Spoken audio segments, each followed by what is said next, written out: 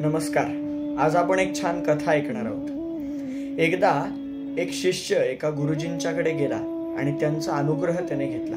गुरुजींच्या जवळ अध्ययन करून त्याने भरपूर ज्ञान प्राप्ती केली आणि नंतर या ज्ञान प्राप्तीनंतर त्याच्या मनामध्ये विचार आला की आपल्या गुरुजींना आपण काहीतरी दक्षिणा द्यावी. आणि म्हणून त्याने गुरुजींना विचारलं की गुरुजी, मी तुम्हाला काय दक्षिणा देऊ? काहीतरी गुरुदक्षिणा तुम्ही माझ्याकडून घेतलीच पाहिजे.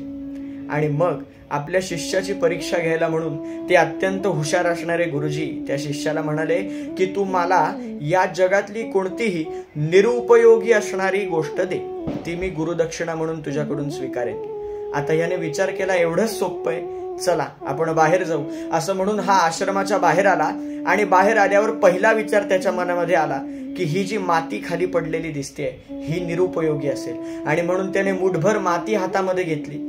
पण जेव्हा त्या मातीला बघितलं आणि त्याच्या मनामध्ये विचार आला, अरे या मातीमधूनच तर पुढे बीज जे आहे त्याचा वृक्ष निर्माण होतो. या मातीपासूनच शेतकरी शेती करतो आणि मग आपण ते धान्य खातो. त्यामुळे ही माती निरुपयोगी असूच शकत नाही. मग दुसरी काहीतरी गोष्ट शोधावी असं म्हणून तो चालत चालत एका कचरा कुंडी जवळ आला आणि तिथे त्याने काही कचरा पडलेला बघितला. आणि त्या कचऱ्याला बघून त्याच्या मनामध्ये विचार आला की अरे हा सगळा पालापाचोळा, हा कचरा निरुपयोगी आहे, म्हणून हा आपण आपल्या गुरुजींना देऊ शकतो. पण पुन्हा तो कचऱ्याजवळ गेल्यानंतर त्याने बघितलं की अरे याच कचऱ्यापासून खत निर्माण होतं आणि ज्या खतामुळे झाडांना पुढे वाढायला मदत मिळते, झाडांना फुलं फळं सगळं येतं. आणि म्हणून हा कचरा सुद्धा निरुपयोगी नाही. मग दुसरी कोणती गोष्ट आपल्याला निरुपयोगी या जगामध्ये सापडू शकते असा विचार करत करत तो दिवसभर फिरला आणि शेवटी दिवसाच्या संध्याकाळी गुरुजींच्या आश्रमामध्ये परत आला आणि गुरुजींच्या समोर हात जोडले. म्हणले, गुरुजी, मी तुम्हाला गुरुदक्षिणा द्यायला आलोय. काय गुरुदक्षिणा आणलीयस?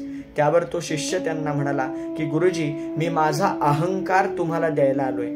माझा जो अहंकार आहे की मी सगळं हे करतो किंवा मी खूप ज्ञानी आहे, मी खूप मोठा आहे, हा जो वृथा अभिमान माझ्या मनामध्ये साठलेला आहे हा खरं तर निरुपयोगी आहे. आणि तेवढा माझा अहंकार सोडला तर या जगातली कोणतीही अन्य गोष्ट ही या परमेश्वराने निर्माण केलेली अशी निरुपयोगी नाही.